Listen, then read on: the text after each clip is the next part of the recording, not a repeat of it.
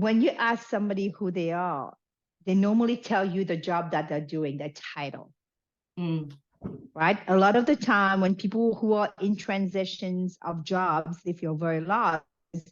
Society identifies us by the job that we do. But I truly believe we are just the title and the work that we do. And in addition to that, as you go in your 20s, 30s, 40s, 50s, you're constantly transforming yourself and changing who you are. As a coach, what is your advice for somebody to constantly reevaluate who they are and what they are becoming?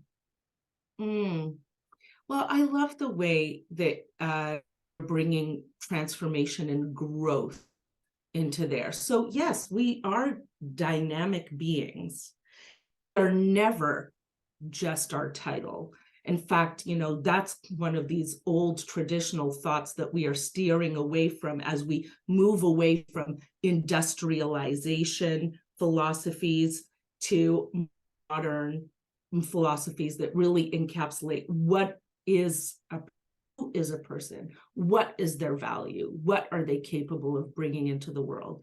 So again, the exercise is to start thinking about, who do you want to serve? Who are you serving?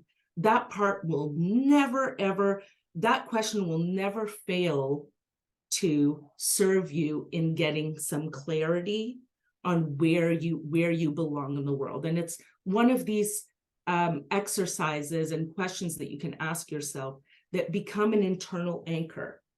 Because to your very good point, Nadirah, the external world is constantly changing, right? In the .com world in the 90s, if you were a computer programmer, you were in a very important, you were in a very stable career. If you, in the 80s, if you were an engineer, this was the most stable and coveted career. Today, those options are much more vast. You can express the same life purpose and direction in a multitude of different jobs. But as long as you remember who it is that you're trying to serve, and let's bring it to maybe the next point, which is that part of integrity, that wholeness.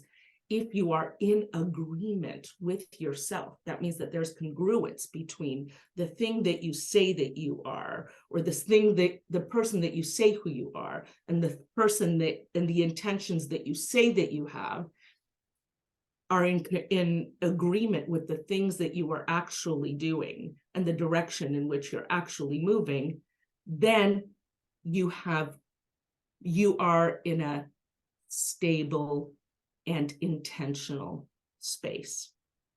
I want to give you an example, if that's okay. Absolutely, go ahead. Okay, a great anecdote that I like to bring up. So a guy walks into a forest and he sees a tree, and on that tree is a painted target, and right in the middle is an arrow, right in the bullseye. And he looks at it and he says, impressive. He walks a little further into the forest, he sees another tree with another target, with another arrow right in the bullseye. In fact, the further along into the forest he goes, he keeps seeing full of trees with painted targets, with arrows every time in the bullseye. And he's thinking, who did this? Finally, he comes across a boy with a quiver of arrows and a bucket of paint. And he says, boy, are you responsible for this? And the boy says, yes, I am. And the man says, please, you must tell me how you did it. And he says, okay, listen up. He says, first, I draw the arrow. Then I shoot. And then I paint the target.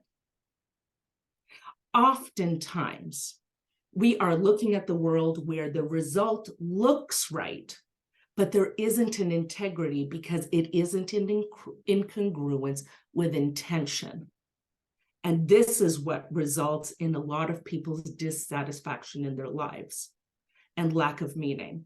And so the work that we do when we work on integrity, which is creating that internal agreement and creating a direction of intention to go, we help people feel much more satisfied with their lives and the external world and the internal world, and they can then make much better decisions.